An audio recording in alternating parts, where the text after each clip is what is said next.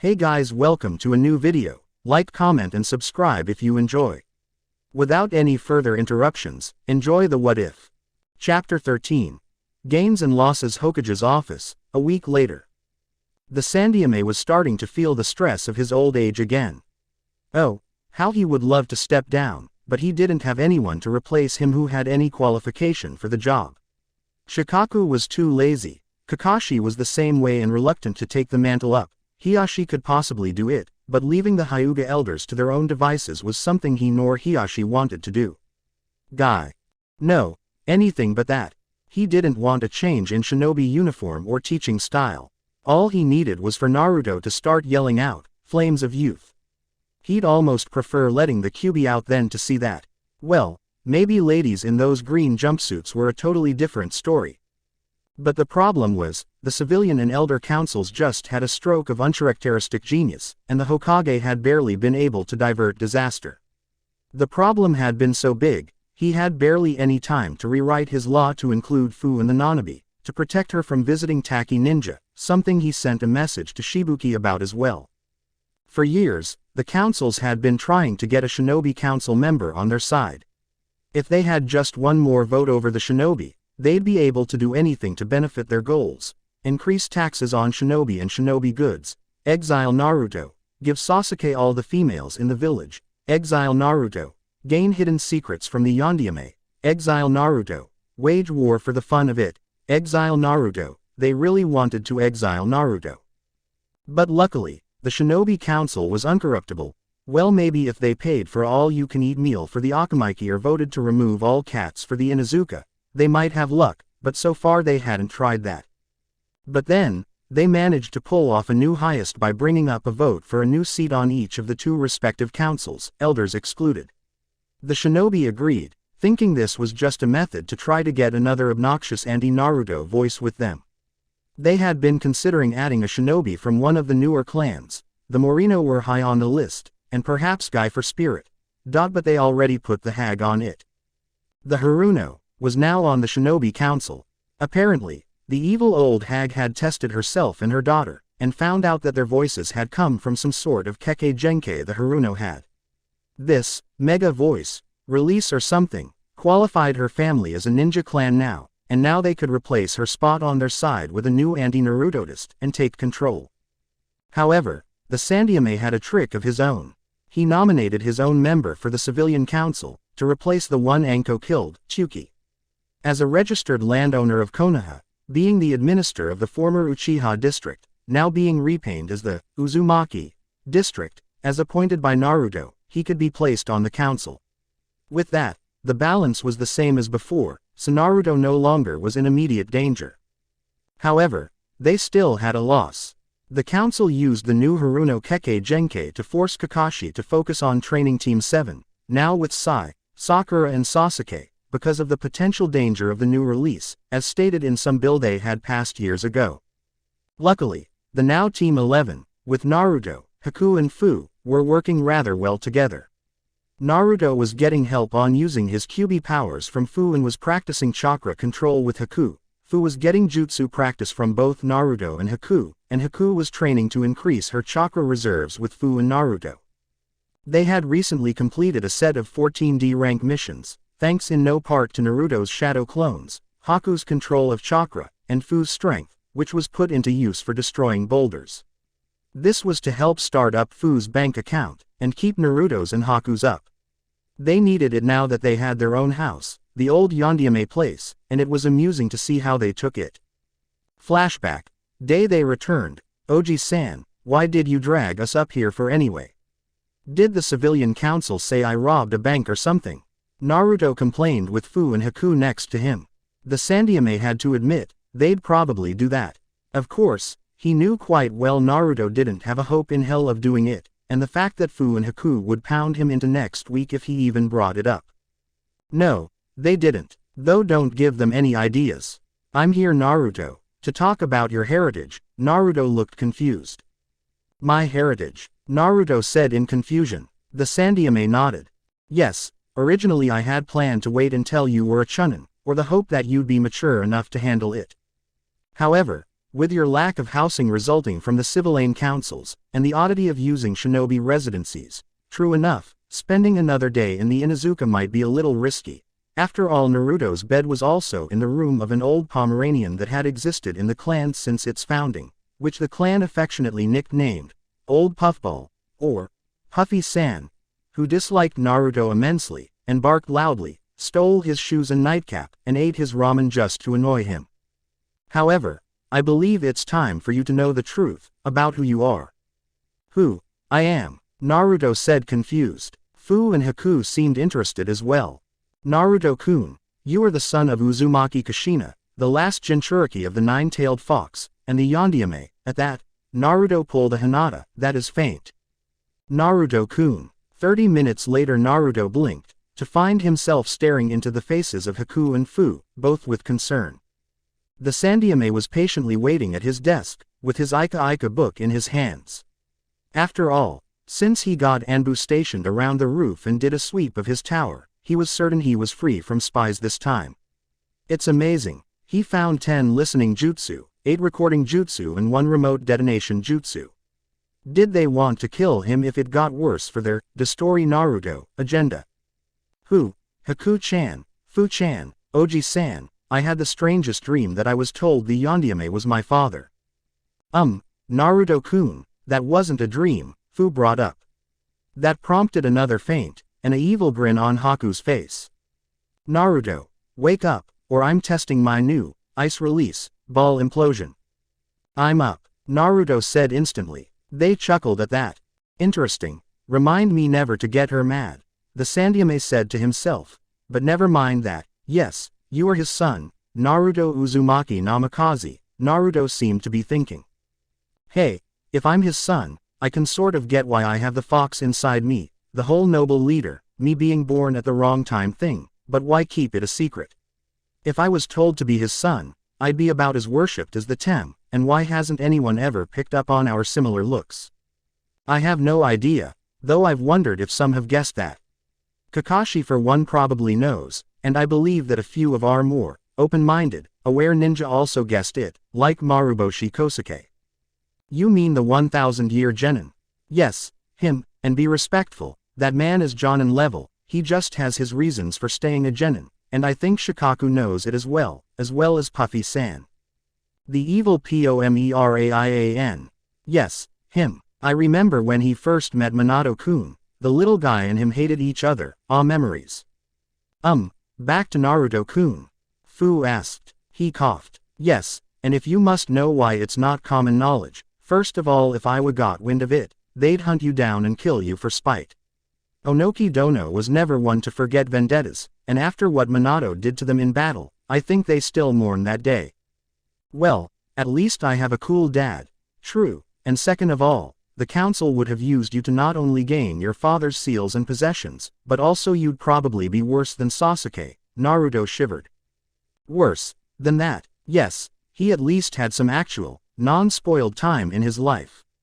If they had raised you from birth, you'd be much worse, Naruto was seeing the Hokage's point. So, where's his house? The Hokage smiled. It's hidden using powerful seals. Your father had taken several precautions due to Iwa's feelings about him, and his strong stand against the acts of the councils. I'm the first to admit I've given the civilians a bit too much leeway. My attempts to keep peace have only made those fools arrogant, and Minato had reversed several of their policies, like increasing ninja restrictions to weed out fake civilian ninja and fangirls, removing shinobi property taxes, and allowing us ninja to eat cheese again, the Hokage smiled. The genin gave him a strange look. I'm not kidding, they managed to ban cheese from shinobi because they were annoyed at the Akamaiki Pizza Festival for its songs. Well, back on topic, his house is currently only accessible by a hidden kunai mechanism. You all are aware of his famed Flying Thunder God technique, right? They nodded. Well, he kept 2 kunai hidden, one at his house, the other here. The Hokage removed a different style kunai from his robes, with seal marks and a lighter, flatter blade, for access to his home. However, it only works from my office. Once I can announce it to the public who you are, I have to hold on to his key for security. Only someone with his blood can work it, or Kakashi's, as we found out when we started to renovate the place. So, that's why the man always late, Fu commented. The Hokage laughed. No, actually that occurred after your D ranks, Fu looked disturbed. So Naruto-kun, I'd take it you and your girls want to check out your home. Well, please try to be discreet with it, only do it when you three are alone with me after your missions, and don't do anything you shouldn't. Naruto fainted again, while Fu and Haku chuckled. Flashback ends. The house, as the Hokage had saw, was actually quite the nice place. 3 stories, 9 bedrooms, and enough room to expand. It appeared as though Minato was hoping to restart the Uzumaki clan here. Sadly that's a bit harder to do when the last of a clan is female. One male can repopulate a clan faster than one female can. The Anbu had done a fine job cleaning the place up, and now with Naruto having his own bed again, with no Pomeranian trying to aggravate him. And he knew quite well that Sasuke, Sakura, and the councils had attempted to follow him, at times even demanding to be shown where they were going. To that, the 3 had laughed, and Haku had actually gotten a chance to test that ice release, ball implosion on one of the Chunin that the civilian council had control of. The poor man had gotten memory loss from the pain, and the Hokage, after hearing about it, labeled it a kinjutsu. Naruto had discovered the library of seals, and quickly saw why the Hokage wanted them protected. There were seals that did anything for speed up pancake cooking to creating total sterility.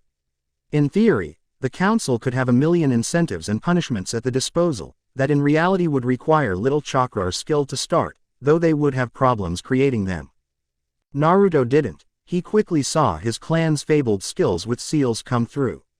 On his own, he created a new anti-Sharingan seal for Fu, and deduced that the 6-pronged web seal on Fu's back that locked the Nanabi inside her was a lower grade than his own 8-element seal, about the same level as the iron armor seal. They also got a chance to lock up all the accumulating summoning scrolls. Frankly, while Fu had signed the beetle contract, who worshipped her as princess for having their queen inside her, to Fu's delight, and Haku signed the Allen penguin and rabbit contracts, and had a rather decent relation with both, Naruto had found a note in the Tuatara 1, stating, Naruto, do not use any of these until you obtain the one of your father from the perverted sage. Whoever this perverted sage was, Naruto would kick his ass until he gave him that contract. Anything from his father would be nice, at the same time he would find it cool to summon giant squids or the Loch Ness Monster, all the things he could prank with some of those guys. But now, the group found themselves awaiting a mission. Naruto-kun, Haku-chan, Fu-chan, it is time to give you a B-rank mission once again. The 3 of you are to go to the land of the sea to investigate some rumors about Orochimaru being active in the area. Now, I'd send Chunin or Jonin for such a mission, but I think a high-level mission will help make sure you 3 are prepared for the Chunin exams. At the same time, getting you 3 out of this town will help lower the council's investigation into your housing, Naruto grinned. You can count on us, Oji-san. Dabio. Fu was suddenly glad she picked up a swimsuit. OC Techniques Ice Release, Ball Implosion Rank, A. Kinjutsu.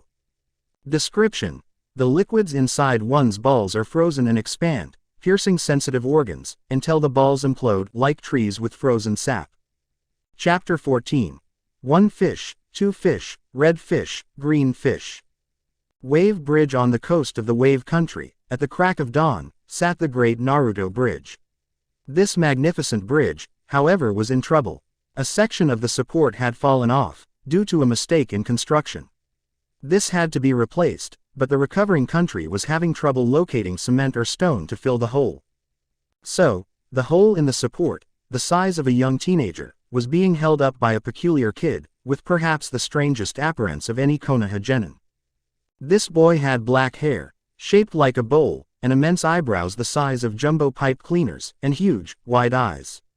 To further show off his bizarreness, he had a green jumpsuit, with his hayate as a belt, and orange leg warmers. Lee, what exactly are you doing? One of his teammates decided to ask. This genin had brown hair, and pale eyes like Hinata's, but a different shade. He also didn't appear quite as nice, but more like the character of his clan portrayed, a clan of silent people with little emotions and disturbing stares. Ah yes, Neji, because the support system of this bridge was giving out, I decided it would be a good test of my endurance to hold it up myself. I've been at it for 12 hours straight, and even though I have to use the restroom quite badly, and the fact that I may be hallucinating from thirst and saw a ninja lemur fighting a samurai buffalo, I will not move from my post until Guy-sensei and Tenten return with the supplies. Now, this kind of behavior was sort of over the top, even for his teammate and his equally weird sensei. Lee, this bridge weighs over 1,200 tons, and holding your bladder for too long can cause damage to your kidneys. Also, you really should have some water. This Lee briefly removed his arm and gave a thumbs-up smile.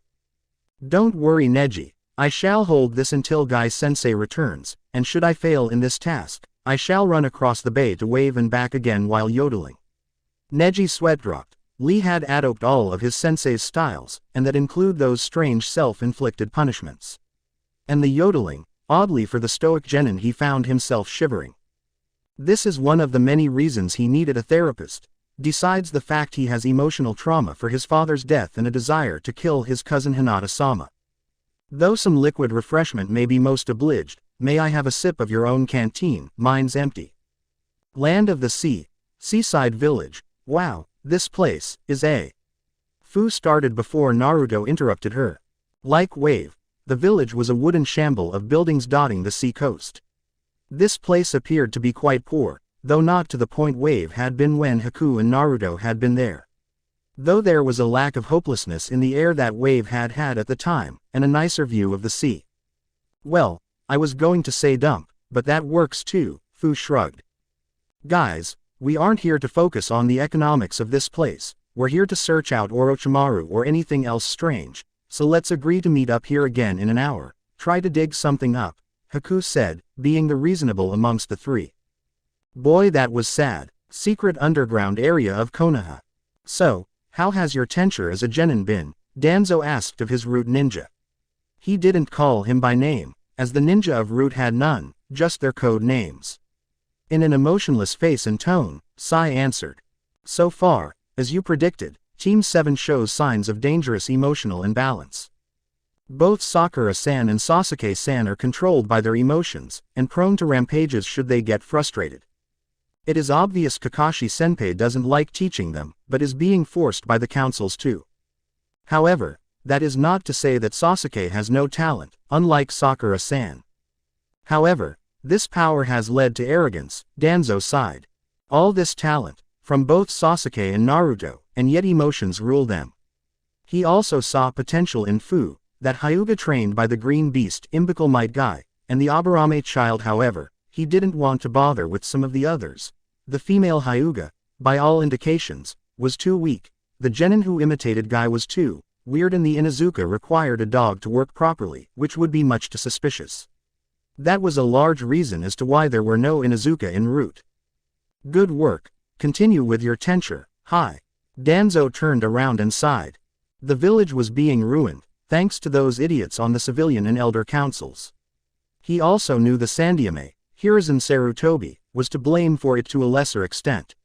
His policies made it far too easy for the councils to influence and force regulations on ninja.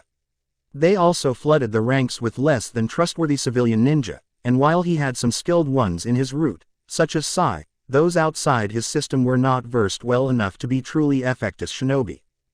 Shinobi either had to be born by shinobi, or taken from their non-shinobi parents, or else they show weakness.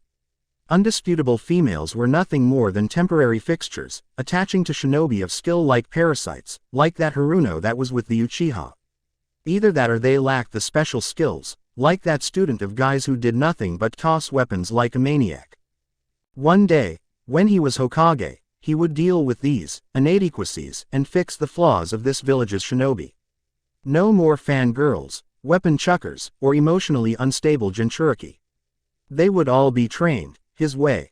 He'd remove their emotions and train them to be perfect shinobi. No anger, no jealousy, and none of that love mush. Children shouldn't be born because the parents liked one another, they should be born by the right combination of genetics. For example, cross-breeding one of the Jinchuriki and a Hyuga, in theory could create offspring with the special chakra of a Jinchuriki inside the Hyuga. With that, the gentle fist could permanently burn a person's chakra point, making the gentle fist even more potent. And he would enforce a dress code. Ninja whose dress was indecent, like Anko's net suit or the jumpsuit of Guy and his spawn, and while he was at it, he'd shave their eyebrows. Those things weren't natural. Back to Wave Naruto was having no luck at all. No one here had even heard the name, Orochimaru. Most shinobi who heard that name cringed or heard it in bingo books, but of course, they had to be in Civilian Central. All the ignorance, and then some with no shinobi help. Speaking of ignorance, get out here. Naruto turned around to see a girl about his age, with black hair and a blue dress, who was covered in bandages, shoved out a fruit market, Rio coins and dollars being tossed out with her. You monster. Now that was a low blow. Naruto had seen enough of that for himself when people in Konoha treated him like that, and Fu had described having similar treatment in Taki, but why here? No one here could even explain the basics of seals, nonetheless seal a bu into someone, so this person couldn't be a Jinchuriki. Naruto, of course being a good person, went to help her up. You okay? He asked. The girl gazed at him with black eyes, before pushing herself up. Yeah, I'm fine, she said with no emotion.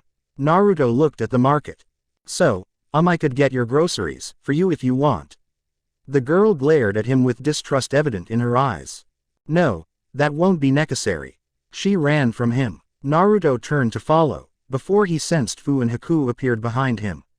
He turned to see their gazes burrowing into high. So, you have any luck? He asked. They sighed. None whatever. Me neither, but Naruto-kun, WHO was that girl? Fu demanded. Naruto shrugged. I don't know, but the strangest thing is, they called her a demon and kicked her out of a store despite having money on her. Sound familiar? Fu and Haku exchanged confused glances. Sure, it's just like home, Fu scowled, but why would there be a Jinchuriki here? Haku held her chin for a moment. If she was a Jinchuriki at all. Though, she definitely is being treated like one.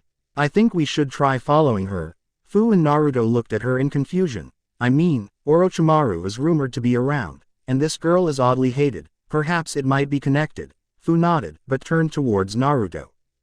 But this doesn't mean you can go on a date with her. Naruto gave her a confused look. Huh, because I'm taking you out first. Haku now looked ticked. No, I will. Girls, mission. Oh, right. A short pursuit later Naruto and the girls followed Isaribi a ways away, finding themselves on a deserted beach. Oddly, her tracks ended here. Odd, wonder if she took to the water to throw us off. Haku pondered. But she didn't know she was being followed, Naruto pointed out.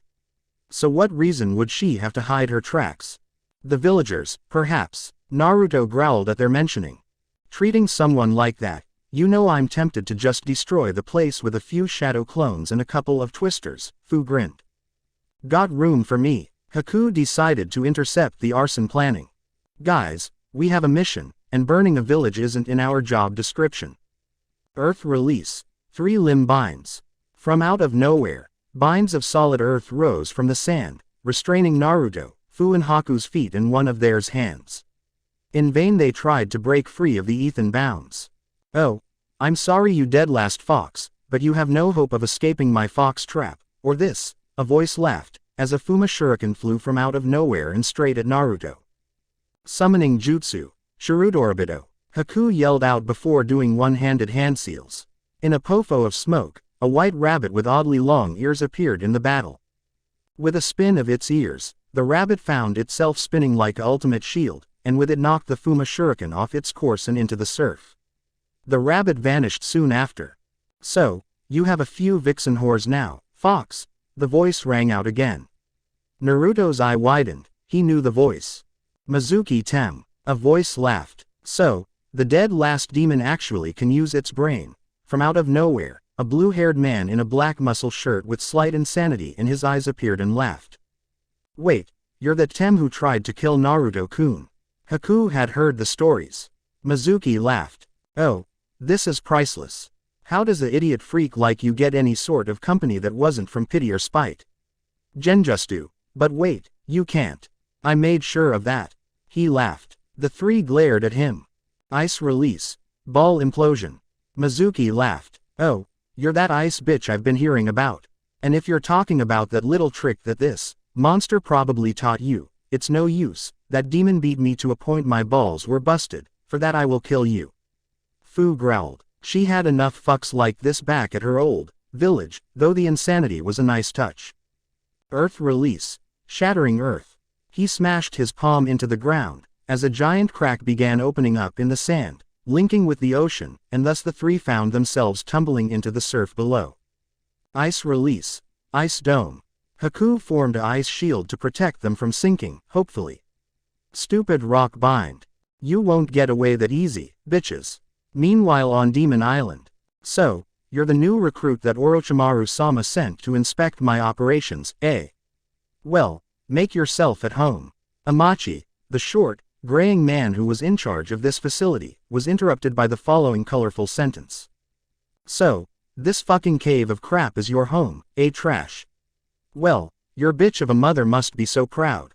This voice belonged to a fiery red-haired kunoichi in pale brown, white clothing with a strange purple tubal-like belt. Her brown eyes had a look that clearly said, I don't want to be here. So, I see Sakin-kun's warning about your language was accurate, eh to Yuya-chan. Don't call me Chan you limp-dicked gay cocksucker. Orochimaru-sama has a order for you, so fucking do it. She gave him a official-looking letter, apparently begrudgingly.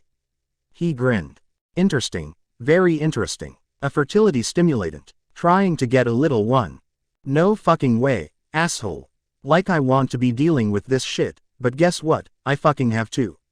Now get to it, dickhead, or else I'm going to fucking rip out your ass. OC techniques.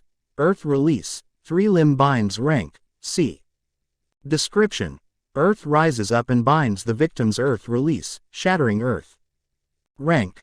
A description. Opens a huge fissure in the earth to trap foes. Chapter 15. Monster of the deep victim of the sound. Demon Island now. To Yuya was many things, the swear queen of the sound, the demonic flutist, but she was in an unusually poor mood. The redhead, decides not really wanting to be here at all, was in a poor mood because of her leader's orders. Of course, it wasn't like she'd even really liked the pedophilic snake anyway. Of the members of the Sound Four, she was the only one who didn't come to him on their own. She didn't want power, fame, or sought out powerful chakra to eat. The pale bastard had attacked the village she'd lived in 6 years ago, when she was just 8 years ago. A member of the Mafu clan, a clan of demon summoners from the land of demons, the Mafu were the only ones in possession of a demon summoning contract for the race of Doki. Because of their potential to possibly control demons, like the tailed beasts, Orochimaru and a strange hunchbacked man, both of them wearing black cloaks with red clouds, came out of nowhere and sought out their secrets. The clan had fought bravely, but they all were slaughtered. All but her of course. But she'd had been told to run by her mother, and missed the wrath of the attack. But she ended up as an orphan, living in the streets of a city in the land of swamps for 3 years, until the bastard found her and took her with him. She recognized him, though, and tried to run. But the bastard bit her on her neck, and forced on her a curse seal. The damn thing hurt for 5 agonizing days, with no ability to sleep, relax, or even really to think. And while she did enjoy the power it gave her, it was also the instrument of her enslavement. The cursed seal she'd been given was slightly different than the other seals of the Sound Four. Jirobo's was designed more for his taijutsu, Kitamaru's was designed to increase his accuracy with the third eye, and Sakin and Ukin's was designed to coexist with their fusion Kekkei Genkei. What hers was a slave collar. The cursed seal's added effect was to restrain her free will whenever Orochimaru ordered her to do something. Luckily for her, the pedophile appeared to be gay, so he didn't rape her using his power. Instead he ordered her to obtain fertility booster from Amachi, so she could carry the Uchiha's child. The pedophile had his eyes on the young Uchiha, last scion of the Sharingan that he had any hope of obtaining. Madara was too powerful to take, Itachi was protected by the Akatsuki, and Kakashi wouldn't work. He needed both of his new eyes for the Sharingan he wanted. He planned to lure the boy to him, by using the power of the cursed seal. The boy was obsessed with gaining power, and Orochimaru could easily show that he could give him it. Of course, the bastard would just possess him and obtain his Kekkei Genkei for his own purposes. However, the pedophile was no idiot. he knew quite well that he wouldn't retain the Sharingan after he would have to eventually go to another body. So that's where she came in.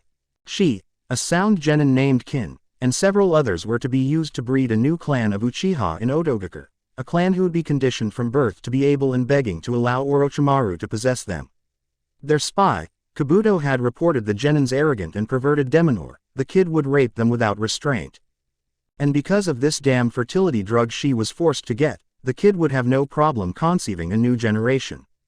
With a sigh, she followed the man into the main laboratory. On the shore of Demon Island, finally, land. Naruto collapsed onto the beach, kissing the ground. Fu and Haku seemed relieved as well. Because of that ass Mizuki, the three of them had been knocked into the sea in the ice dome, and had been set adrift by the current. It had been a grueling 6 hours, locked up, freezing in the ice dome, and unable to use the bathroom. Speaking of, after a few bathroom breaks, Naruto, Fu and Haku decided to get serious. Okay, this must be one of the islands, so let's see if we can find a village or something and get off this place, Haku surmised. Naruto and Fu nodded in agreement. You know, I wonder if this is the island that girl came from, Naruto asked. Fu and Haku gave him a look. What? I can't be curious. Haku shook her head. Sorry, I guess I might be a little paranoid, she apologized. Fu though still seemed annoyed. Though that was understandable, she was a little more protective of him than Haku was, though she was getting better. Picking up a rock in her hand, Fu shrugged. Okay, maybe I am, I guess, but if that girl makes any sort of move, I'm going to. She crushed the rock in her bare hands, a clear enough message. Naruto nervously nodded, before turning in the direction of the sinking sun, and spotted something green rise from the water near a body of rocks. Hey, what the hell is that? Naruto yelled. The green thing looked at him, before it ran into the rock body, and passed through it. Naruto, Fu and Haku blinked. I think we should check that out, Fu commented. You think? Inside the lab? So, what the fuck are you doing in here anyway? Tayuya said with a disgusted tone, seeing all the bodies suspended in green liquid that reminded her disgustingly of pickle juice. Amachi grinned. This is where the magic of progress is made. With everything here, I can create anything, a spider that breathes fire, a rat capable of chewing through steel, or even entirely new Kekkei Genkei. Tayuya rose an eyebrow. New Kekkei Genkei. Yes, I'm sure you've heard of my progress in creating the ultimate water Kekkei Genkei, allowing one with the ability to breathe underwater, withstand thousands of pounds of water pressure, and increase their overall strength and resilience tenfold. My prototype is already a brilliant success. She's already managed to single-handedly destroy 5 ships, and has brought me plenty of supplies for my continued research, food, and even a PlayStation. Tayuya gave him a look. What? Even an evil scientist likes a bit of Guitar Hero once in a while. I also wanted to test her mental abilities, and I'm proud to say her mental skills haven't decreased due to the experimentation. He heard a running noise, and turned around, as did Tayuya. Running in was the girl that Naruto had tried to help earlier, but her bandages were gone, revealing that the areas covered by the bandages were coated in green scales. This was what he did, and to a child at that.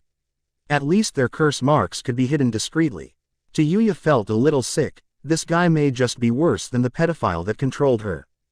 Ah, my brilliant success, how was the swim? Amachi asked. Any interesting occurrences, any defects? I must know Isarabi-chan. The girl looked down. It was good, no problems.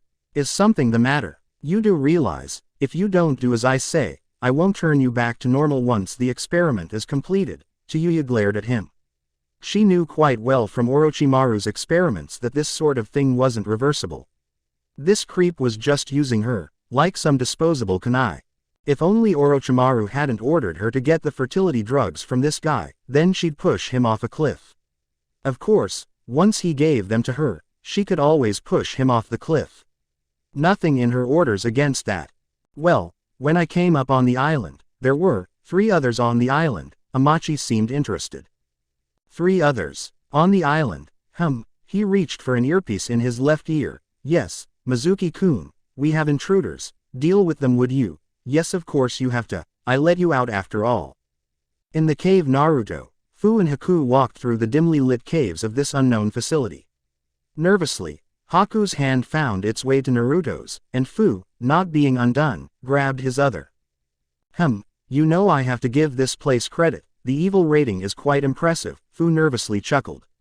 All that's needed is the monster and a bit of evil laughter. Fu-chan, that sounds a little cliché, Dabio, Naruto mumbled. Then from out of nowhere, a dark shape flew down the corridor, a Fuma shuriken. Hit the ground. The team dropped to the ground as the shuriken passed over them and hit the ground. An evil chorus of laughs permeated the air. Well, there's the evil laughter you wanted, Haku commented, as Mizuki became visible in the dim murk of the cave. Well, if it isn't the fox and his vixens. I was hoping you'd survive, because if you were just crushed by rocks, that wouldn't be nearly as much fun. Instead, why not draw it out, as you squirm in agony?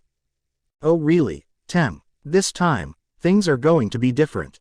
You don't have the drop on us like last time, and I beat you as an academy student, I can sure as hell do it now. Mizuki glared in fury. You surprised me that time, but this time, you're going to die. He drew another Fuma shuriken and sent it flying. Shadow Shuriken Jutsu. The single Fuma began a swarm of 30 of the deadly weapons, all flying at the genin.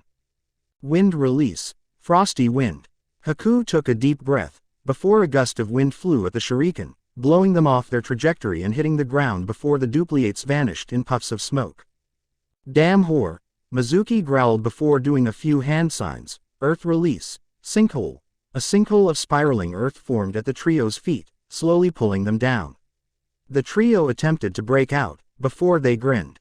Ha ha, they made a few faces at Mizuki before exploding into smoke.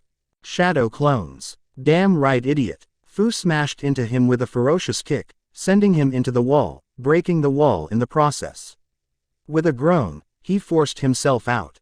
You little fox whores, can't beat me, he laughed, Earth style, 3 limbs bind. Fu, Haku and Naruto found themselves bound by the earth once again. Hey, let us out.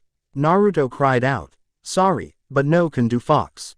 This time, I'm going to make sure you stay dead.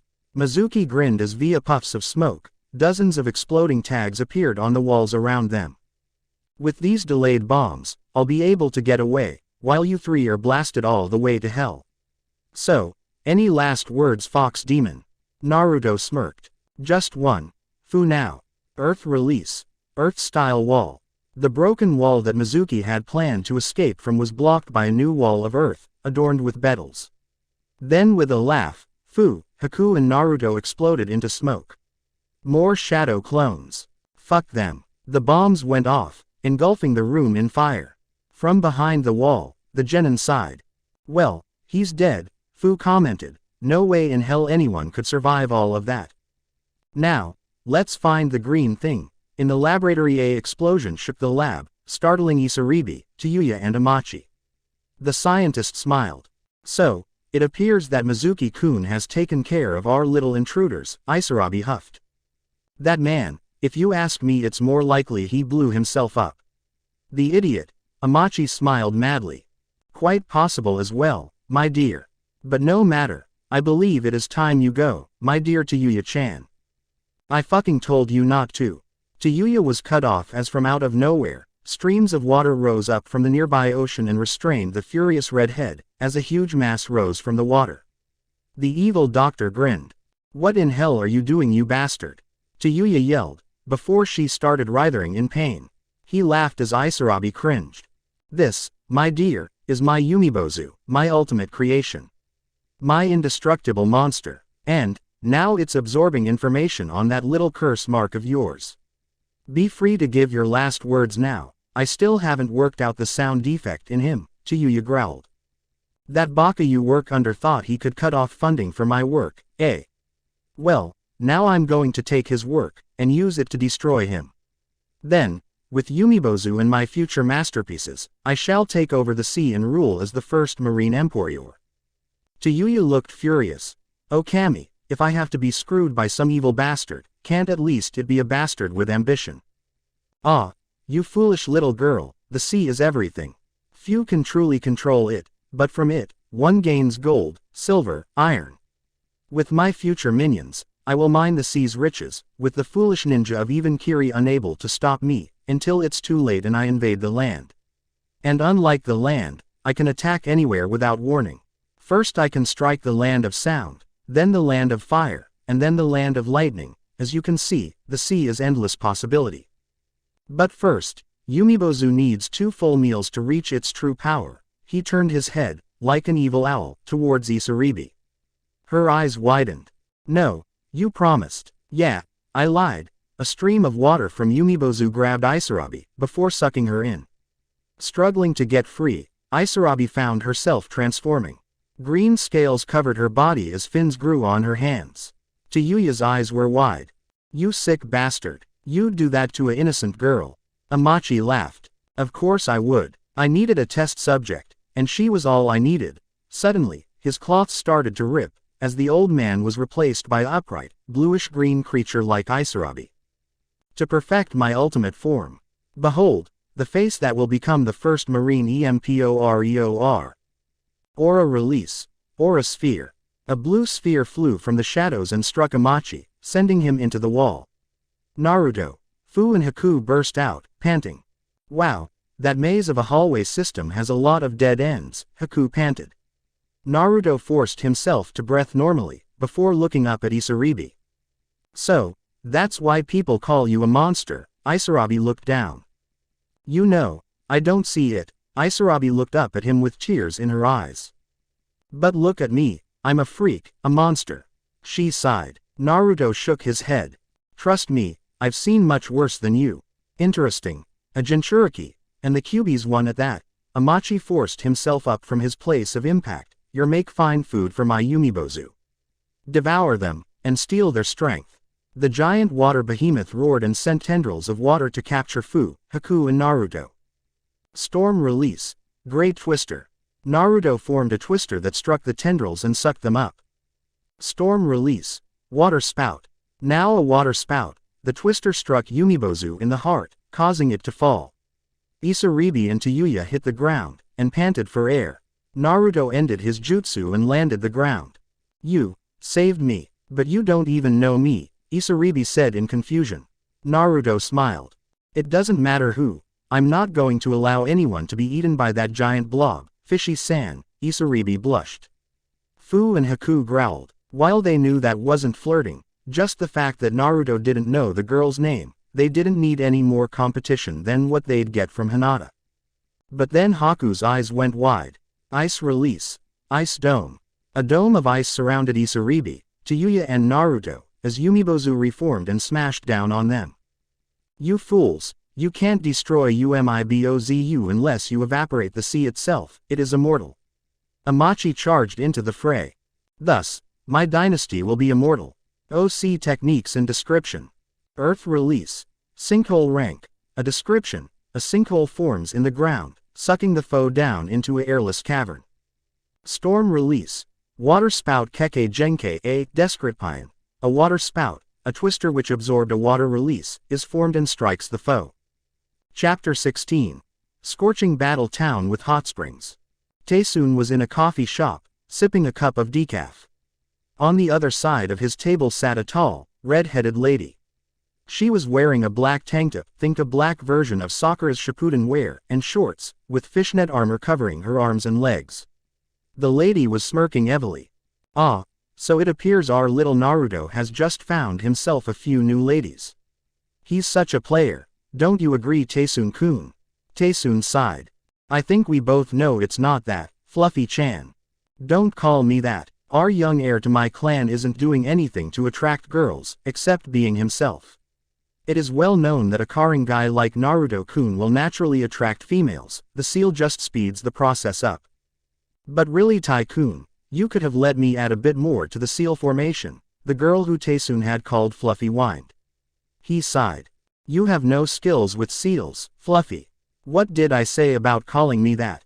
The seal you wanted to add would cause any female who's fertile to swarm him. A more minor pheromone booster is much more decent. It only increases his attraction as viewed by compatible females. Of course it is, I was the one to decide which females would be the best to set our little Naruto with, who'd most likely return the affections, after all.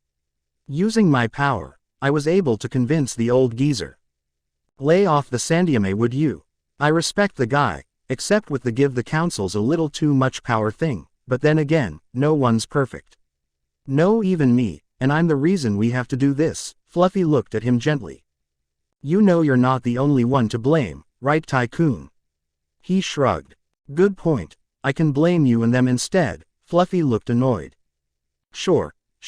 Anyway, with my ability to suggest things in people's heads, I made sure they'd get their current mission. Taesoon didn't seem happy though.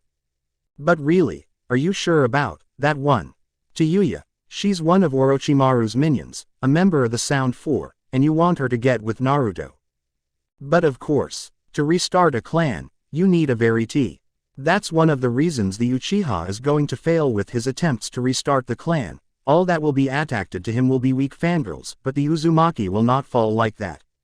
You know, you're oddly loyal to my clan, despite everything. Fluffy glared at him. I have no love for your clan, Baka, but it's either them, or the Uchiha. She said the word like one would curse.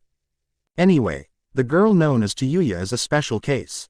With the Uchiha and Naruto no longer as a team, the seal no longer has its full extent of its abilities active.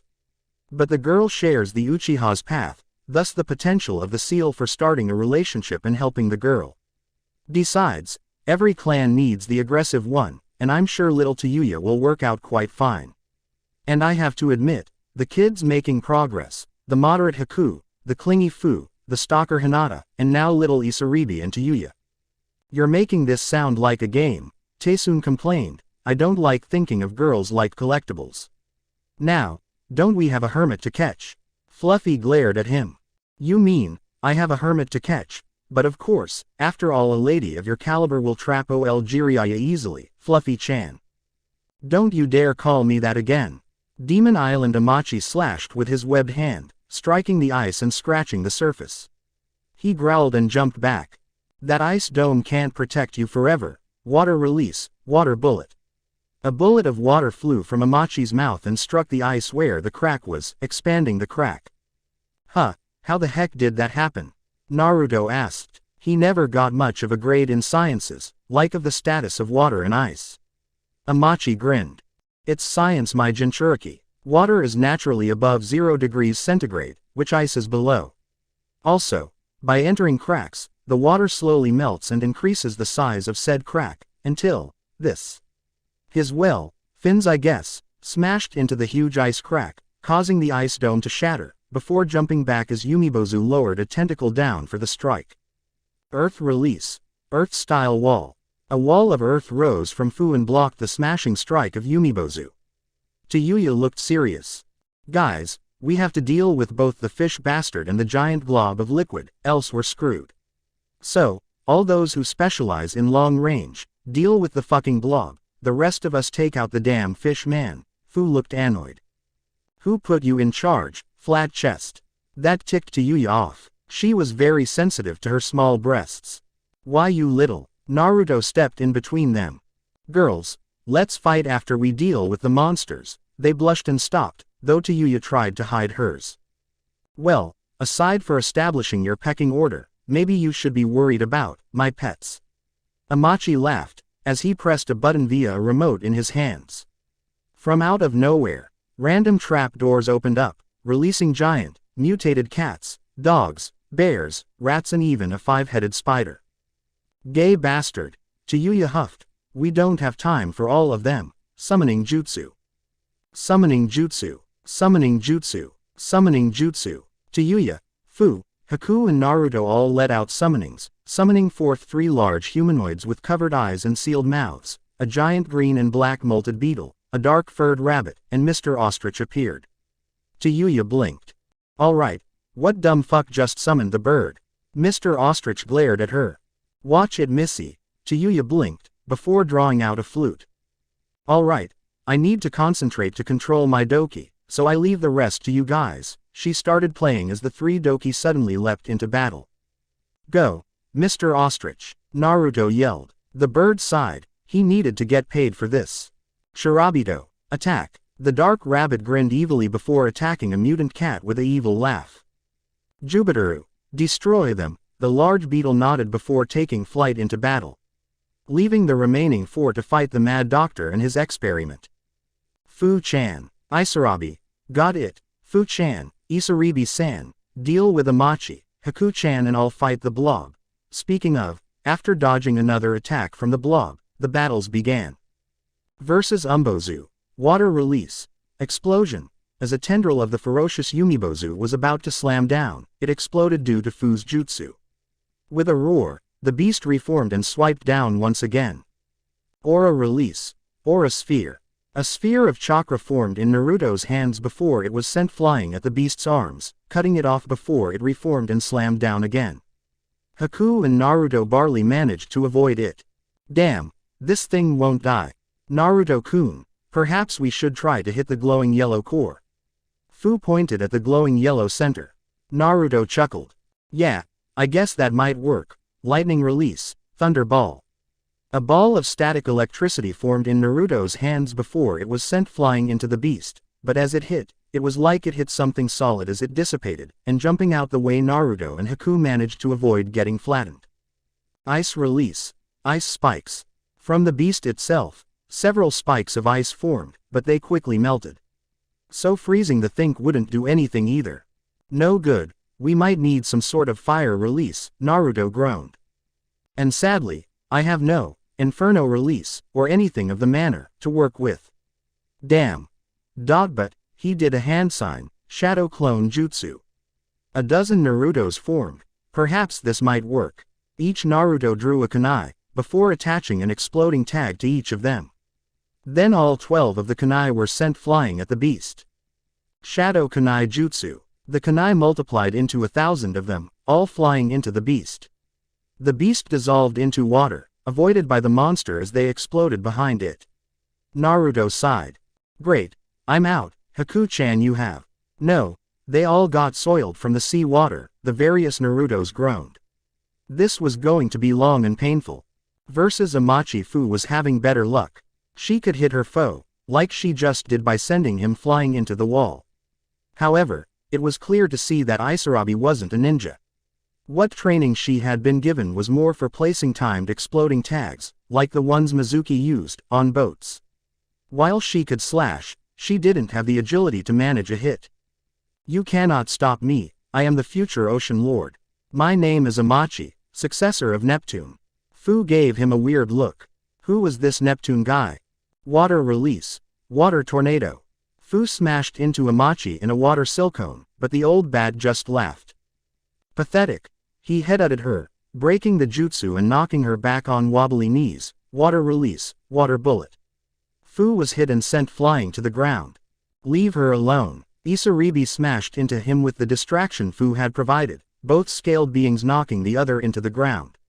He got up first however, and lifted her up in a neck choke. Is this the best you got? Perhaps my experiments would have gone better if I used a ninja.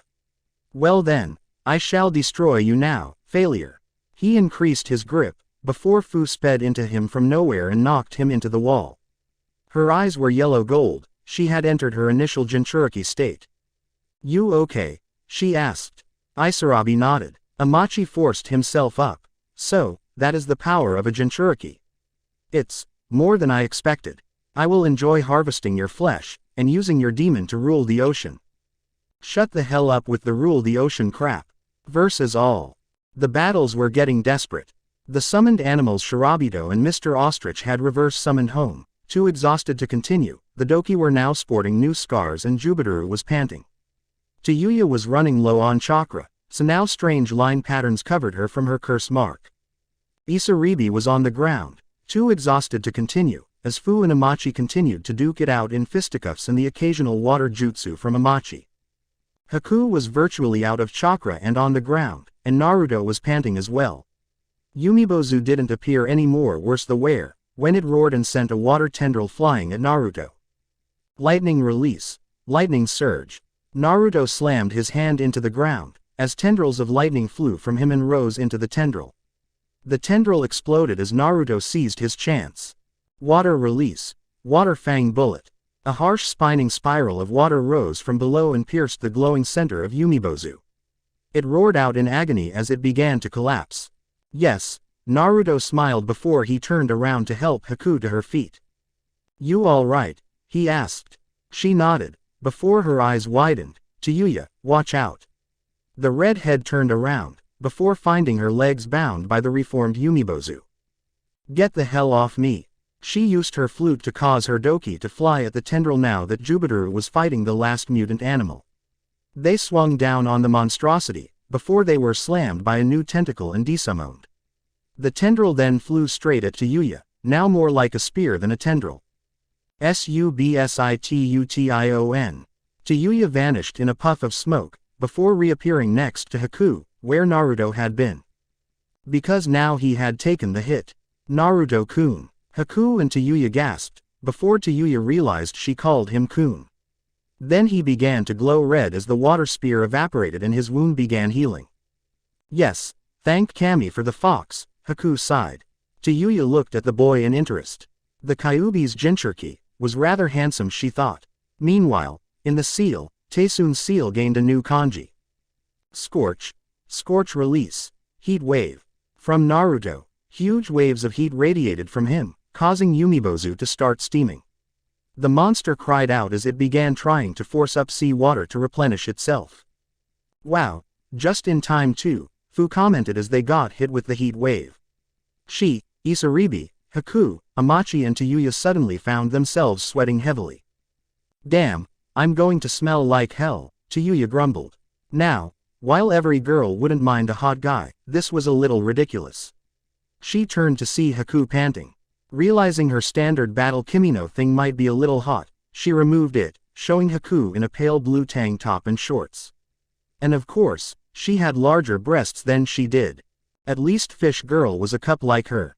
What's happening? I can't breathe, he cried out, as his scales began to vanish. Isaribi looked at her hands, and saw the scales were vanishing as well. Cool, I wonder if I can use fire release now. Fire release, fireball. A ball of flames formed in Naruto's hands, applying the same physics as his water and thunderball techniques. Tossing it like a baseball pitcher, Naruto struck Yumibozu in the heart. The already overheating water monster cried out in agony as its core exploded into flames, the great beast collapsing to the sea as nothing distinct, for real this time. No, my monster, you destroyed my monster. Amachi cried, now back to normal due to the scorch release. Isaribi, now back to normal, lifted the man up by his shirt, staring at him with her now scale-less face. As a diver and living alone, Isaribi wasn't exactly weak when it came to muscle strength. So, looks like you fulfilled your bargain, I'm back to normal. Now, this is payback. Isarabi tossed him into the water, the man's shirt ripping as he skid across the harsh stone. As he hit the water, he desperately fought his way back to the surface. Help, help. I don't have any chakra, and I can't swim. The group's sweat dropped. He wanted to rule the ocean, and he can't swim. Fu laughed as she left her initial form. What a dumb ass, Tayuya giggled. Well, a flaw in the good doctor's plan I see, as is this, water release, great waterfall technique. Suddenly, the waves picked up, sending the doctor out to sea. Curse you. Meanwhile in Konoha, Hiruzen-sama, don't you dare let the boy and his team into the Chunnin exams. Kaharu screeched. She and Homura were currently confronting the Sandyame, trying to get him to see things their way, as in the boy shouldn't be allowed to get past Genin. Kohura-san, Homura-san, I wish you'd both understand. Naruto-kun is not the Kyuubi. At the same note, Fu-chan is not the Nanabi and Haku-chan is not a spy. They are very skilled young ninja, deserving of the promotion. No they are not. Maybe you don't see it, Hiruzen, but as long as the two Jinchuriki are genin, we can order them around. They'd be only for the good of Konoha. You two are starting to sound like Danzo-san. Now let me remind you two, I am the Hokage here, you listen to me. Now, let me tell you this, if you do anything to keep Team 11 from entering the Chunnin exams, Team 7 will be barred as well. They look stung at his harsh words. You wouldn't. Hiruzen did the infamous big head no jutsu of Iruka's use, combined with the dark look from Tenzo Yamato. Don't test me. Back on Demon Island, I'm normal again. Isaribi had tears of joy in her eyes, as she commenced to hug Naruto, getting angry looks from the other girls. Thank you Naruto-kun. More angry looks from the girls. Naruto just smiled. It was no problem, Isarabi-san. Chan, she whispered. Naruto shrugged. Sure. He noticed a little green mark on her arm. He examined it briefly, before looking back at Isaribi. I think I see what happened just now. It appears that the Scorch release burned out the imperfections that your abilities had.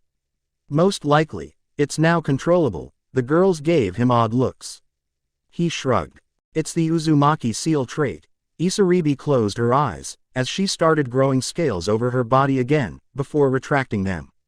She smiled. Okay, maybe not cured, but at least I don't have to wear those bandages. Chiyuya appeared to be in thought. You say you're an expert in seals, right? She turned around, showing the curse mark on her neck. Do you think? He nodded and gave a look over the seal. It's not really expertise, it's more like I naturally get them. Anyway, I'm sorry. Chiyuya turned around and looked at his sad eyes. I don't know much about this seal, except that I'd have to do a lot of work to remove it. Where did you get it anyway? She looked away. From Orochimaru. Her eyes widened. Wait, how am I able to say that? The others looked at her in confusion. Say what? Chiyuya's hands were shaking. Normally, this curse mark keeps me for telling people things like that, but around you, she looked down, if only I could stay. Why not? Naruto asked in curiosity. We have plenty of room. Fu rose an eyebrow. She knew quite well Naruto was just being nice, but she was still a little possessive. Besides bringing in two people of possible strategic importance, one of Orochimaru's insiders and a person with a new Kekkei Genkai. That would give the old bat's legal standing to force out the location of our house. The Sandyame can't stop them if they say he's restricting something that big. Naruto groaned. That was true. Also, while I could pretend to have died, Orochimaru has spies in place in Konoha. I don't know them by name, but I know he has at least 3. Also, I don't know much, but he has plans to infiltrate Konoha during the Chunin exams. And later invade. Everyone's eyes went wide. This is big, we have to get this to Oji-san immediately, Naruto said, before turning back to Chiyuya. We'll be discreet, and none of us will use your name. Chiyuya smiled. I'll just say the cave got flooded out before I got here and the old man is nowhere to be found. That's true enough, I'd be able to say that. And, after the invasion, I'll see if I catch up with you guys again, Naruto smiled. That was probably the longest you went without cursing, Chiyuya giggled. Oh fuck you. She kissed him on the lips, causing angry noises to erupt from Fu, Haku and Isaribi. Well, see ya around, who knows, maybe I will fuck you next time. She vanished in a body flicker, as Naruto fainted. Fu grabbed him by the ankle and dragged him out. You win that round, flat-chested, she grumbled, before going out to look for Amachi's boat. Isaribi turned towards Haku. Well Haku-san, I'm going to be going my own way for now. Now that my problem is under control, I want to go places, see the sights. But don't worry, you'll see me again, she smiled as she reverted to her scaled form and jumped into the deep. Haku sighed. 2 more competitors for Naruto, and one grabbed the first kiss. OC Techniques Scorch Release, Heat Wave Kekkei Genkai B. Description. Evaporates all water in the vicinity, causes the air to become superheated. Fire Release. Fireball rank. See description. Compresses fire into a ball to be tossed at your foe. Chapter 17. Storm in the night in a meat locker. So, you are the legendary Sannin, Jiraiya-san, Toad Summoner, writer of the infamous Ika novels, and yet my associate was able to capture you so easily. It's almost laughable, Taesun grinned. Jiraiya was hanging from above in some random store's meat locker, with his hands bound and a senjutsu chakra suppressing seal on his upper leg out of reach. The large man seemed to be shivering from something that wasn't the cold. That associate of yours. She isn't normal. She's worse than Tsunade Haim. Said associate was grinning maliciously. At least Tsunade never used her female charms on me. Yes, because unlike me, she has morals. Fluffy grinned heavily. Plus, I know your weaknesses quite well. It's evident by your writing style, Jiraiya grinned. So, you're a fan of my literary genuines, eh? Taesoon chuckled. Genuese. That garbage Genuese. What's the next bestseller then? Might Guy's fashion. Fluffy glared at him. Tycoon. Don't you dare insult such Genuese work. Without that book, our plan would never have come out so well, Taesoon sighed. And the harem was necessary, why? We could have just left him with the young Hyuga or something. Jiraiya looked astonished. Harem. Who? I must get some of his tips. Fluffy-chan. Don't. And on it, she drew from possibly out of nowhere a Tizer, and promptly shocked the Sanin. Ow ow ow. Taesoon sighed. We need him sane you know. Fluffy sighed and ceased the electrocution. He coughed up smoke. Who are you anyway? Taesoon grinned from under his cloak. I am Taesoon Uzumaki, last adult of the Uzumaki, seal masters of Whirlpool. Jiraiya gave a good fish impression in his stare of shock. Uzumaki. Wait, Naruto is the last fertile one, yes. He is the hope of the Uzumaki clan's eventual rebirth, as well as the Namikaze. Jiraiya was now alarmed. How? I know things like a sage, I do quite well in that regard. Also, I must ask, why are you spending your time fraternizing with prostitutes, and Fluffy here, instead of watching over your godson? Not even the Sandyame was privy to that information, so how did this guy know all of that? I was told he'd been adopted by Homura-sama, he tried to defend. And you believed the council, why? Jiraiya had a confused look on his face for a second, before a tick mark appeared on his forehead. What? How dare those Tems lie to me? I will shred them into ground meat before feeding it to the evil Pomeranian Puffy Tem. Sadly he looked down. Minato, Kushina-chan, forgive me. I failed you. Fluffy scowled at Kushina's name. Taesoon at least appeared sympathetic. I'm not saying you failed completely. You did provide his trust fund and his academy tuition, but you could still do better. Hey, if this guy raised the kid, he'd be a pervert.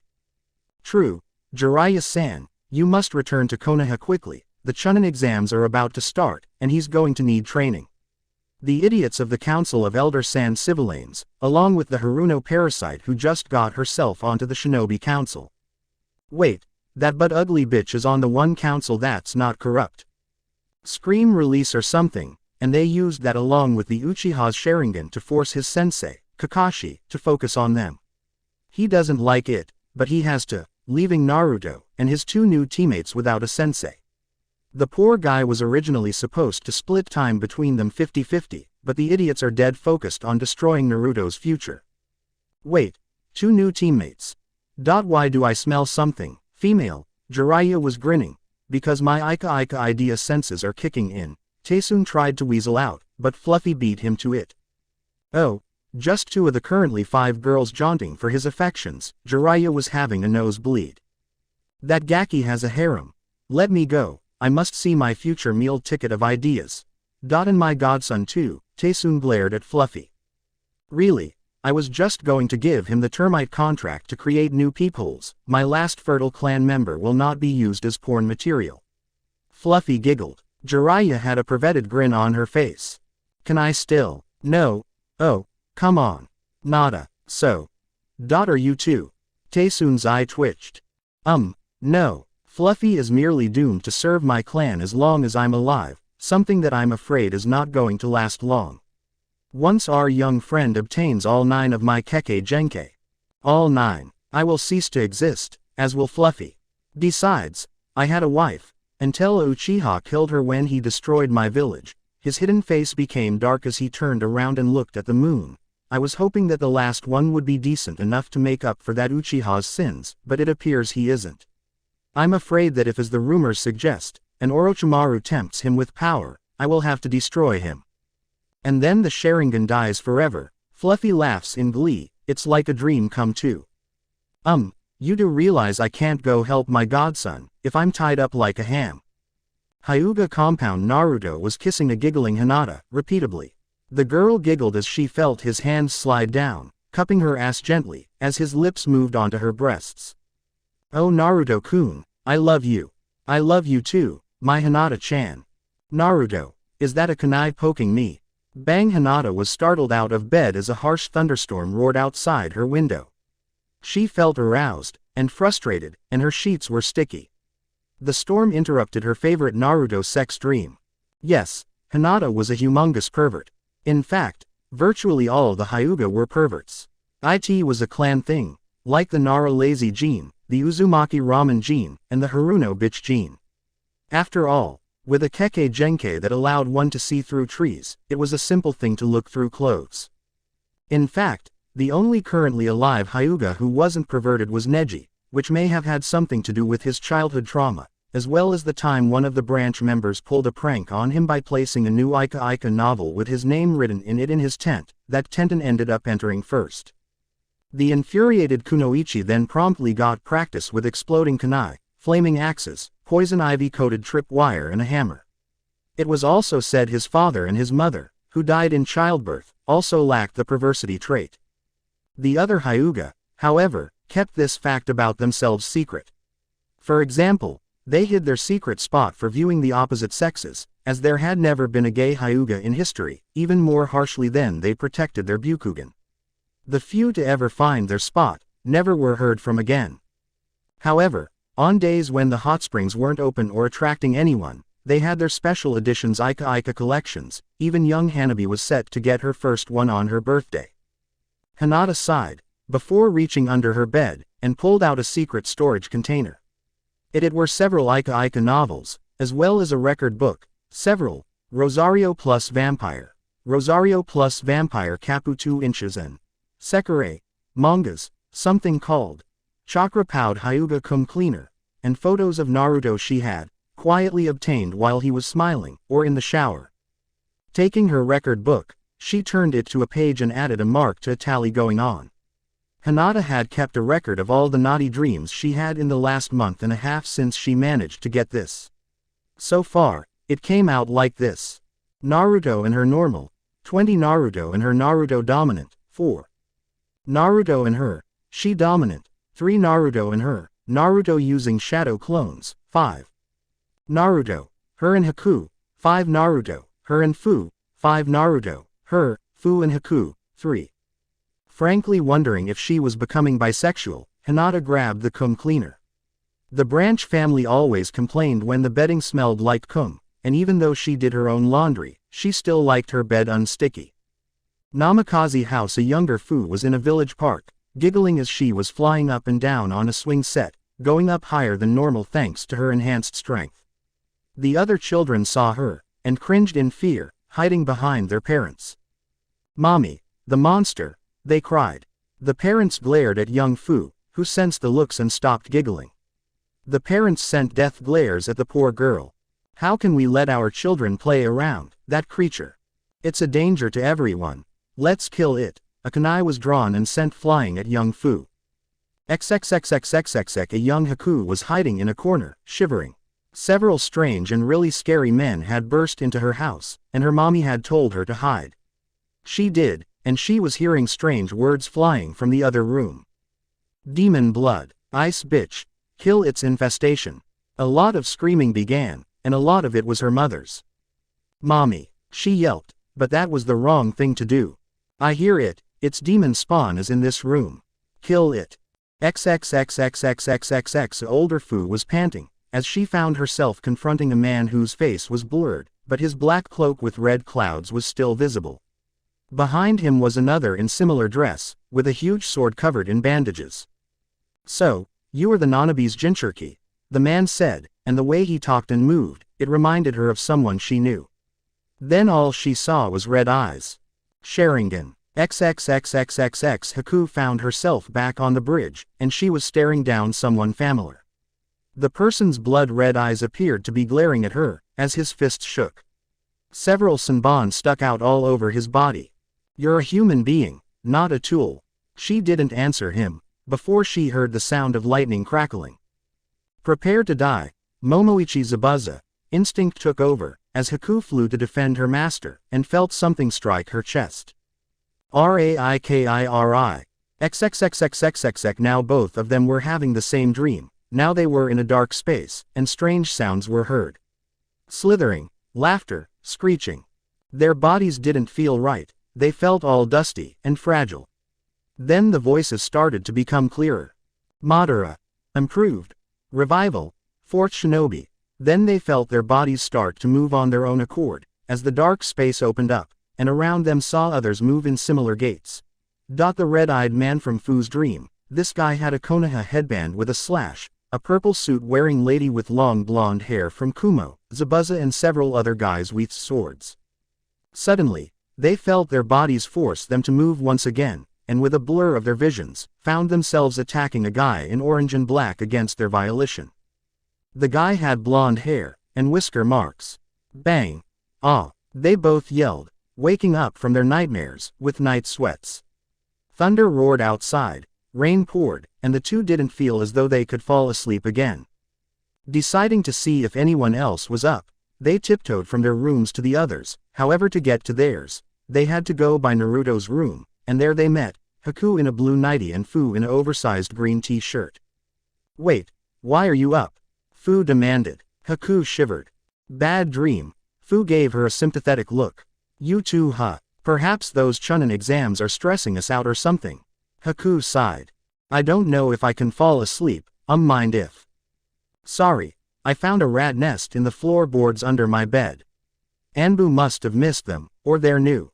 I summoned some beetles to deal with them, but unless you like the sounds of carnage, you have a room." Haku shook her head. "I fall asleep best with cool air, so I keep my room cold." "You mentioned you can't fall asleep in the cold, and heating the room would take most of what remains of the night." "I get it," Fu grunted, before they turned towards Naruto's door. "Maybe." Fu delicately knocked on the door, as the sound of a flushing toilet was heard. Naruto was given the former master bedroom, by the girl's request, because he had a habit of having to use the bathroom late of night, and the girls didn't need the noise at night. With a yawn, Naruto opened the door with his blue pajamas and his large black hippo nightcap. "You girls are up late," he yawned again. "Sorry, we couldn't sleep, could we?" Haku began to ask. Naruto shrugged. "Sure, knock yourselves out." About a half-hour later, in the king-sized bed of the master's bedroom, Naruto was fast asleep once again, his normal snoring habit dulled by a silencing jutsu from Haku, who'd learned it from Zabuza's silent-killing Tekenshu. Fu and Haku, each to one side of Naruto, started a hushed conversation. "You know, this is nice," Fu commented, snuggling up closer to Naruto. As a Jinchuriki, she'd never really had much contact like this. It was relaxing. Haku smiled. This reminded her of when her parents let her in their room when something scared her. "Yes, it is. I wonder if we can make this permanent." Fu sent a look from over Naruto's sleeping form. "His bathroom habit. Simple. We just convince him not to drink that last hot chocolate before bed." Fu and Haku paled. It was that simple. Why didn't they think of it earlier? "You know, I was just thinking." Haku stared up at the ceiling. Fu gave her a curious look. "Naruto-kun's the last member of the Namikaze, and the Uzumaki, and he has 3 Kekkei Genkei, and I have ice release. The CRA doesn't work with soul females, because having dozens of guys doesn't speed up a clan's growth, but once they get word of his family, and realize that Storm releases a Kekkei Genkei, what, the civilians were idiot and the elders were a little senile." "The CRA," Fu said in curiosity, "Clan Restoration Act." Haku nodded. "Yes. I can just see the kiss-up they'd pull, before they try to stick him with fandrils or their mole kunoichi to try and control him. So, Fu, if that ever comes, will you help me defend him?" "Defend him?" Fu asked curiously. Haku smiled. "Both you and me, sharing Naruto-kun." Fu looked up at the ceiling as well. As a Jinchuriki, the more family, the more people caring about her, the better. She hadn't had enough of that as a child. "They have to be okayed by the both of us. But sure, I guess. Just one thing, I get to have his child first," Haku chuckled. "You'd probably would. According to what Zabuza gathered on my clan, we're a little less fertile than other shinobi. But let's try not to dwell on that more until we're Chunin." "But that's what I'm worried about," Fu admitted. "What if I'm not good enough? What if I hold you back, hold Naruto-kun back?" Haku smiled reassuringly. "We all have insecurities about the exams. Luckily, Zabuza was a proctor for one in Kiri once, and told me the story about it. I'm sure I can give you and Naruto-kun some pointers." The two girls smiled, before falling asleep surrounding their love. Chapter 18. Training Brawl Namikaze Estate. Naruto slowly opened his eyes, to find himself feeling warm. He'd never felt this warm before, no matter how many blankets he'd covered himself with. Turning his head to his sides, he found himself being hugged by two beautiful angels. On one side was Haku, her long black hair obscuring her face. The other side held Fu, her short green hair unkempt with a bedhead. Both were hugging onto him tightly, making the possibility of escape impossible. He smiled. Both of them were beautiful in his eyes, great personality, nice looks, and non-banshee voices. All different from his old crush, the vile Sakura beast. And unlike her, they could actually pull their weight on a team, instead of being nothing but an annoying set of cheerleaders. Naruto wished there was a way he could make them both happy. Oh, if only the boy had heard their conversation last night. Akatsuki HQ. The figure from Fu's dream, the one with the Sharingan, found himself staring into the glowing light of the moon.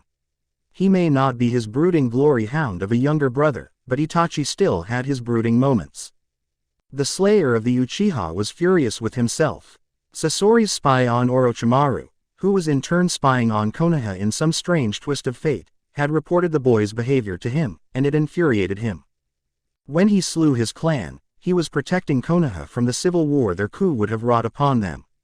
Quite possibly, this action also stopped the beginnings of another shinobi world war, that no nation truly would have been ready for, except for possibly Kumo. He had expected the elders to view Sasuke like they'd viewed Naruto.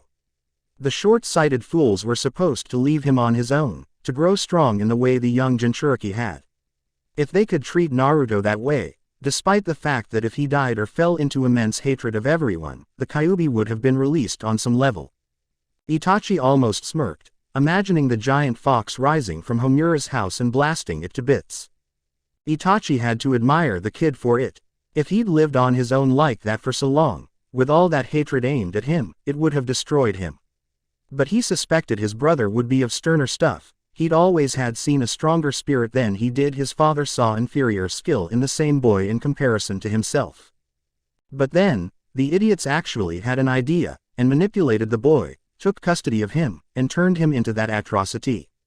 Itachi was actually plotting some way to get back at them for that mockery they made of his dear brother. He wanted to be killed by a champion, not by a cocky idiot. Perhaps plotting your goals in life after reading Hellsing manga wasn't the best idea he ever had. Perhaps he needed to put some research into Kekkei Genkei transfer seals. Start the Uchiha somewhere fresh, away from the infection that was Madara and the evil duo of Homura and Kaharu. Kumo then, they never did work for that village and thus free of Madara's influence. While they had done missions for the civilian council of Kiri, they'd done a few missions for Suna when Iwa did a bit of border poking. They had also been contracted by Homura to kill a few on mission Uchiha, and Iwa had hired them for a few high-risk assassinations they didn't wish to waste their shinobi on. The Tsuchikage was too paranoid of the other villages. "Pardon me, Itachi-san," a voice said. The last decent Uchiha turned around to find himself staring at a man in the same cloak, but he had the addition of a Venus flytrap-like growth on his shoulders, a head that was half black and half white and strange yellow eyes. "Yes, Zetsu-san, Pain-sama has requested a meeting with you and Kisame-san. We have information on a date when Konoha will be at a weak point, allowing for the capture of the Kyuubi Jinchuriki." Itachi nodded.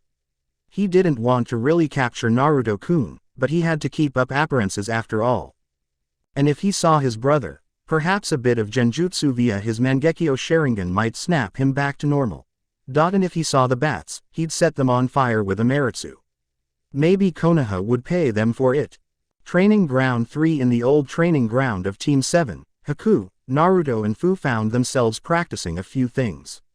With less than 2 weeks before the Chunin exams, they wanted to squeeze in a few more tricks before then. Haku was practicing her taijutsu with Naruto, a skill she was weak on.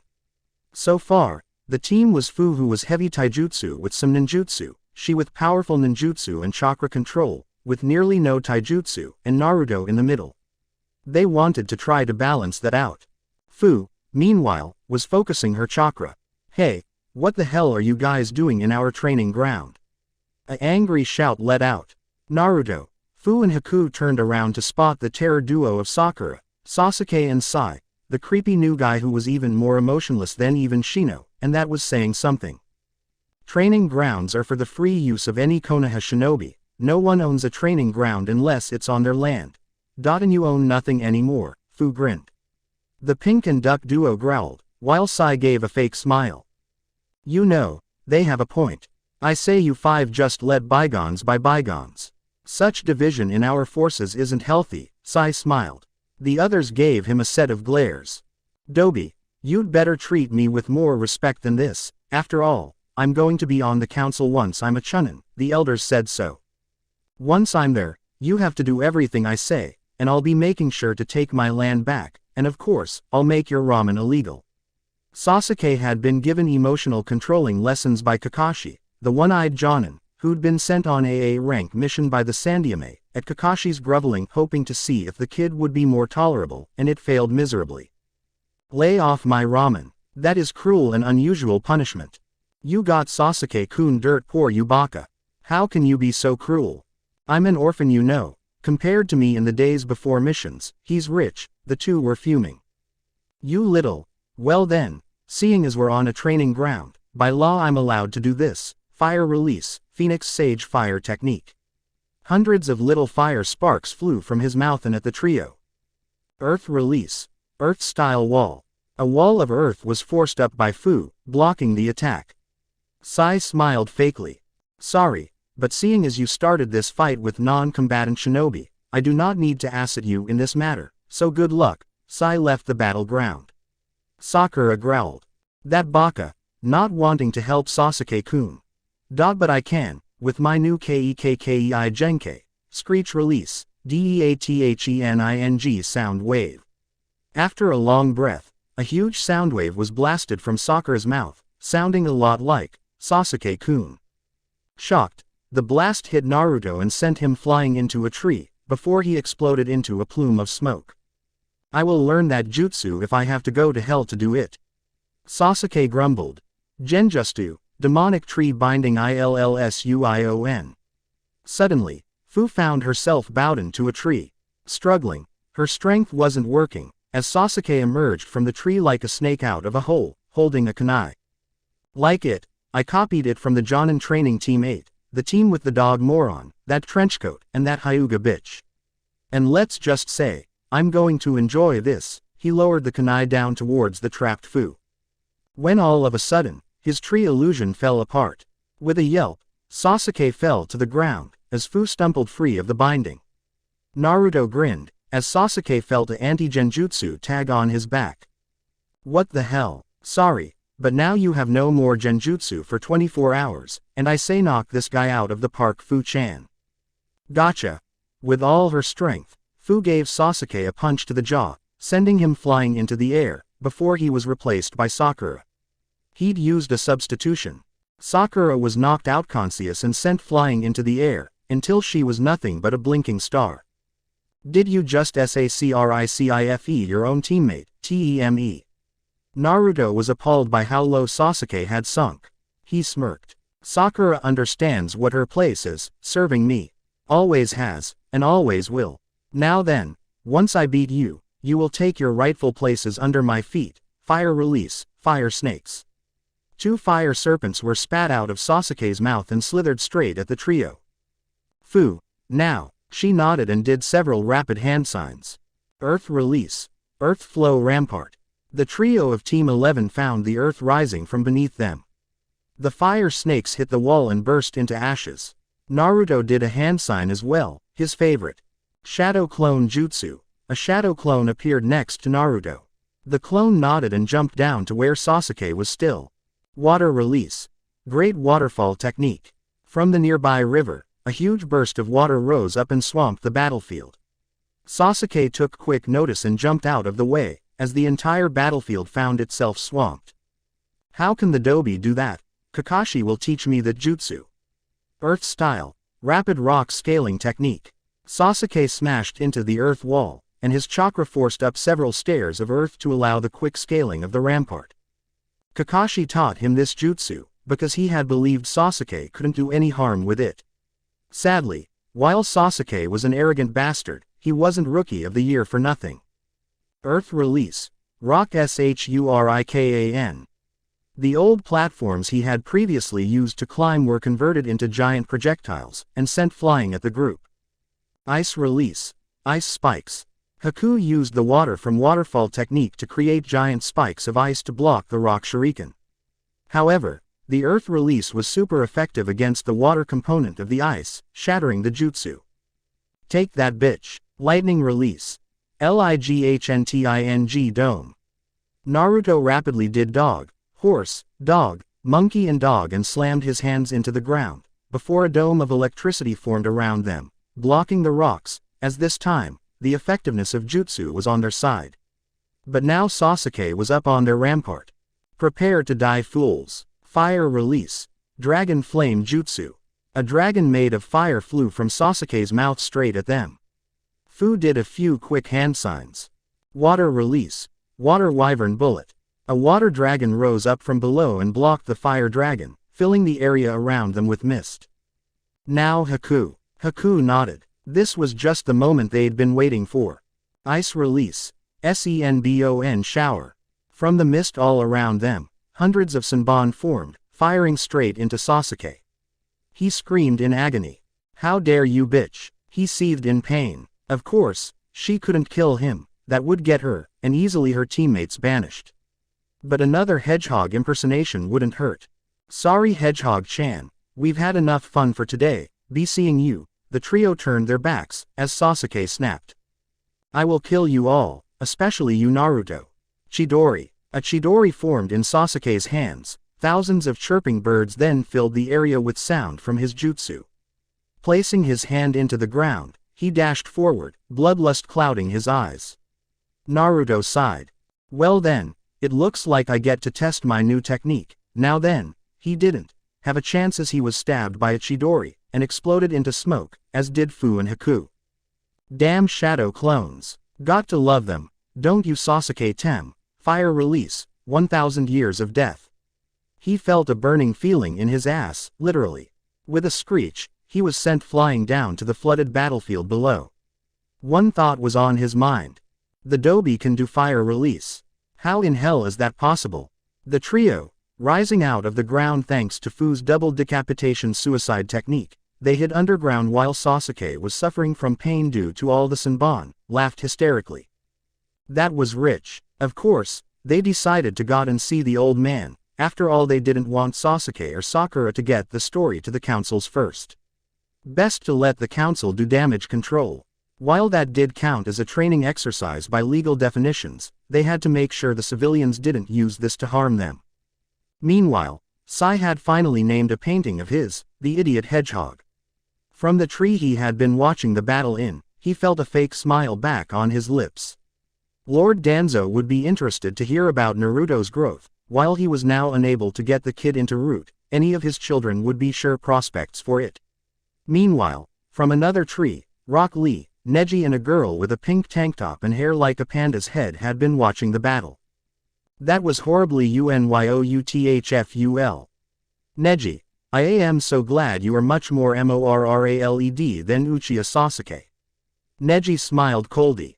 Of course I am, after all I had to work for what I have, he didn't. Exactly Neji, and if you put 2 and 2 together, then with more work, I will surpass even you, Neji chuckled. Keep dreaming Lee, the girl put her 2 cents in as well. Looks like we might actually have some rivals from Konoha, and some decent kunoichi. Those 2 are actually decent. Exactly ten, this team's youth burns with the fire of 1000 suns. I say if we don't get at least as far as they do in the CHUNNIN exams, I will run from here to the land of tea and back with a pair of JALEPENO peppers in my nostrils. Neji and Tenten groaned. Was their teammate, and by extension their sensei, Mascozets or something. Also watching this battle, was another kunoichi who wasn't a pathetic fangirl, or fangirl in recovery. She had short black hair, and was wearing a red shirt and shorts, with net armor covering her legs. Her left arm and right leg were more covered than the other limbs, and an Iowa headband adorned her head. That boy, he looked a lot like him, the girl frowned. Does he have family still? But that kid must still be a genin, so I hope I get to meet up with him in the exams, and deal to that boy the justice that abomination the yellow flash did to my Gramps' village. Hearing a buzzing noise, the girl looked up to see Sakura falling straight at her from above. Now that she was coming back to Earth, or did she just circumnavigate it? Annoying fangirl. Lava RELASE, lava rock. The girl spat out from her mouth a rock of rapidly cooling magma, that slammed into Sakura and sent her flying into the water below. OC techniques screech release, deafening sound wave. Keke Genkai, C. Descarpedon, a technique that lets out huge vocals of sound to strike a foe. Earth release. Rapid rock scaling technique rank. E. Description. A jutsu for rapidly scaling rock walls without full chakra control. Iowa Academy Jutsu Earth Release. Rock Shuriken rank. D. Description. The earth around you is controlled for projectiles fire release. 1000 Years of Death rank. See description. Fire style version of Kakashi's joke jutsu lava release. Lava rock Keke Genkai. See description. A rapidly cooling ball of lava is lobbied at a foe. Thank you for watching. If you enjoyed the video, be sure to like, comment and subscribe, as well as checking out the author on fanfiction.net.